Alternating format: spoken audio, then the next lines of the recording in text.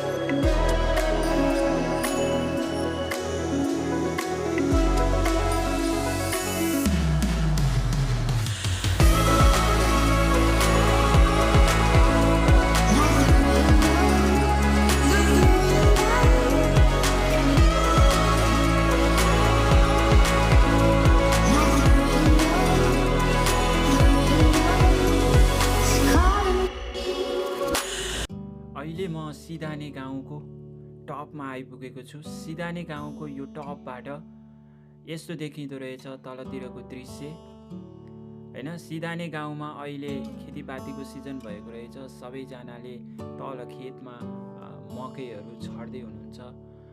अनि हामी तल दमदमेबाट माथितिर आएका हौं र यो सिधाने गाउँबाट यस्तो अलौकिक हिमालयको दृश्यहरू हामीले देख्न सक्ने रहेछौँ। अब हामी यो बाटो हुँदै भन्ज्याङतिर लाग्छौँ माथितिर। अहिले हामी यो भन्ज्याङ गाउँमा आइपुगेका छौँ। भन्ज्याङ गाउँ अति नै सुन्दर छ। सानो भए पनि डाँडोमा रहेको हुनाले यहाँबाट पोखरा भ्याली अनि हिमालयहरूको दृश्य लगायत धेरै दृश्य अवलोकनहरू गर्न सकिन्छ यो भन्ज्याङ गाउँबाट। हामी पोखरादेखि भन्ज्याङसम्म मोटरसाइकलमा लगभग 2 घण्टामा आइपुगेका छौँ।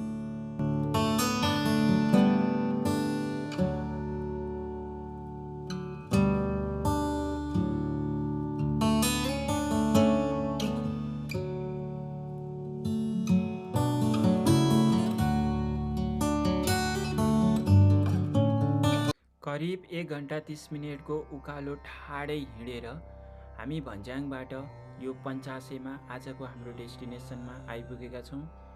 र तपाईँ यता दाहिनेतिर लाग्नुभयो भने सिद्ध बाबाको मन्दिरमा पुग्न सक्नुहुन्छ।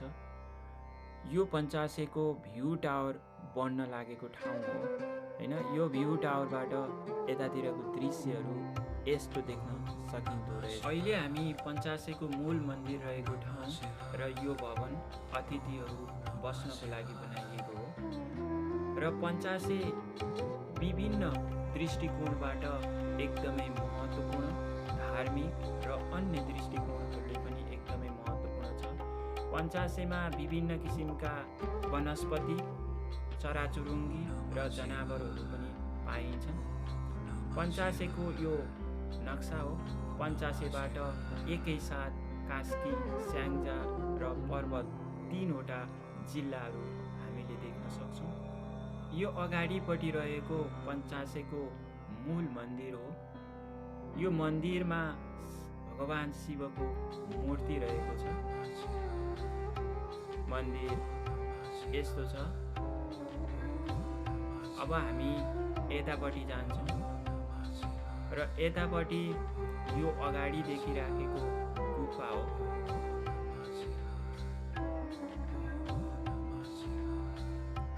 र यहाँ कोटी होम पनि अहिले चलिराखेको छ हैन। अनि यसको अगाडिपट्टिबाट यस्तो भव्य हिमालयको दृश्य अवलोकन गर्न सकिन्छ। पहिला 5वटा डाँडाहरू टापु भएको होला, पञ्चकोशी भन्ने पहिला नाम थियो। त्यसपछि फेरि सत्यदेवीको स्वस्तानीमा पनि सुनियो होला, सत्यदेवीको पन्जा खसेको ठाउँ हो र पनि पञ्चकोशी भनियो।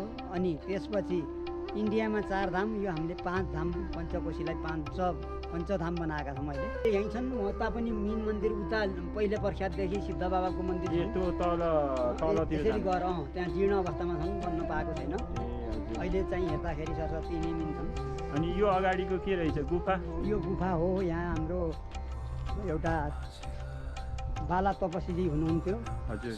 यहीँ होमन गर्नु भएको थियो।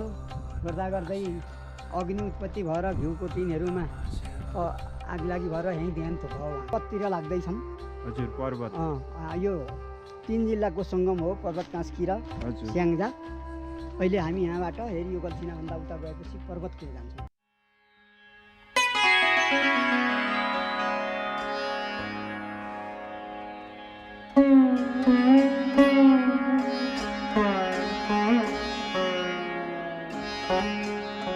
यहाँ पहिला प्राचीन कालमा 5 पाण्डवहरू 1 वर्षको लागि गुप्तवास बसेको ठाउँ रहेछ। त्यसपछि यहाँ सङ्ग्रहालय जस्तै यहाँ कुटी बनाएर तपस्वीहरू, भौतिनी माताजीहरू बस्नुभएको थियो। गाई पनि पाल्नुहुन्थ्यो।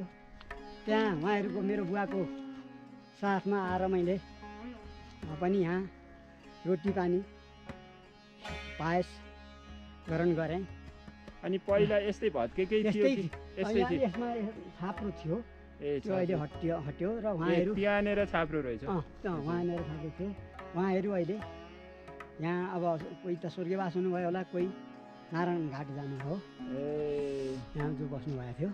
यो भनेपछि 5 पाण्डवको पछाडि यो त 5 पाण्डव त त्रेतायुगको कुरो हो। सत्य त्रेतायुगको कुरो भयो। द्वापर कलियुगमा पनि यहाँ बस्नुभएको थियो। म आएर म कमसेकम 12 वर्षको हुँदा यहाँ आएर देखेको थिएँ। मैले बुवासँग आएर देख्दाखेरि गाई पाल्नुभएको थियो। यहाँ कुटीहरू थिए, जो झुग्रा थिए, त्यहाँ बस्नुहुन्थ्यो। अनि अहिले यस्तो जीर्ण अवस्थामा छौँ। यो सङ्ग्रहालय जस्तै हामीले देख्यौँ। अहिले म सुनाखरी गोपाल गुरुङ स्मृति पार्कमा आइपुगेको छु। यो स्मृति पार्कबाट तल तपाईँहरूले स्याङ्जा जिल्ला देख्न सक्नुहुन्छ। यो पञ्चासेको यो भ्यू पोइन्टबाट सबै पहाडहरू साना साना देखिन्छ। यहाँबाट दृश्य अवलोकन गर्न एकदमै रमाइलो सुन्दर दृश्यहरू हामीले देख्न सक्छौँ। र यता अगाडिपट्टि तपाईँले बागलुङ, कुस्मा र पर्वत जिल्ला देख्न सक्नुहुन्छ। अब हामी यताको साइडबाट कास्की जिल्ला देख्न सक्छौँ। र अगाडिपट्टि माछापुच्छ्रे, हिमचुली, धौलागिरी लगायत अन्नपूर्ण रेन्जका विभिन्न हिमालहरू तपाईँहरूले देख्न सक्नुहुन्छ। यहाँबाट अति नै सुन्दर दृश्यहरू हामीले अवलोकन गर्न सक्छौँ। बारेमा म केही भन्न चाहन्छु। पहिल्यैदेखि किताबमा पनि हजुरले पढ्नुभयो होला, किताबबाट पढ्नुभयो होला कि त्यो तालमा एउटा पात खसे पनि चराले टिपेर लान्छ। बिना स्रोत मोल केही छैन, कोही खोलो छैन, त्यहाँ एउटा ताल छन्। ती तालमा पहिला ऋषिमुनिहरूले नुहाउँदाखेरि 16 वर्ष 80 वर्षको उमेर हुँदा स्नान गरे 16 वर्ष उमेरको हुनुहुन्थ्यो अरे। र त्यस्तै सिलसिलामा एउटा चेमन ऋषि त्यहाँ तपस्या गर्नुभएको थियो। अब कामको लोभमा छोडेर पट्टली बाँधेर बस्नुभएको थियो। एउटा राजा आउनुभयो, राजाकी छोरी, राजा शिकार खेल्दै छोरी पनि लिएर आउनुभएको थियो। राजाकी छोरीले तिमी के रहेछ यहाँ भनेर ऋषिको आँखा कोप्टिनु भयो। त्यहाँबाट रगत आयो। रगत आएपछि अनि त्यहाँबाट के भयो रगत आयो, यो त मैले त यस्तो पत्थर भनेर अरे के रगत आयो भनेर ती पनि डरायो नि राजालाई। भनेपछि राजाले गएर फेरि लो यहाँ त भगवान्लाई यस्तो भयो भनेर प्रार्थना गर्नुभयो। अब के गर्ने त नि, अपराध क्षमा गर्नुहोस् भनेर भनेपछि तपाईँकी छोरी मलाई बिहा गर्नु दिनुहोस् भनेर चेवन ऋषिले सुकन्या भन्ने कन्या चाहिँ बिहा गर्नुभयो। र त्यसपछि त्यही सिलसिलामा हामीले पनि अहिले पनि उहाँहरूलाई सम्मान साथ पूजाआजा गर्छौँ। अब आत्री गोत्रको ऋषि हुनुहुन्थ्यो र हामी पनि पौडेल आत्री गोत्रका हौँ र सम्मान साथ उहाँहरूलाई पूजाआजा गर्छौँ। त्यो तालमा दिउँसो मध्याह 12 बजेका टाइममा गएर स्नान गरियो भने अहिले पनि जवान भइन्छ, कोही रोग लाग्दैन, त्यस्तो छ त्यसको। अनि यो भ्यू टावरबाट त्यहाँसम्म पुग्न कति जति समय लाग्ने? तालासम्म पाउने घन्टा होला, अझै पाउने घन्टा, धेरै टाढा रहेछ। धेरै टाढै छ, त्यहाँबाट माथि नै आउनु त पर्दैन, त्यहाँबाट यसरी तल तलबाट भन्ने जाने बाटो पनि छ सम्भव भएदेखि, नत्र टाढै छ।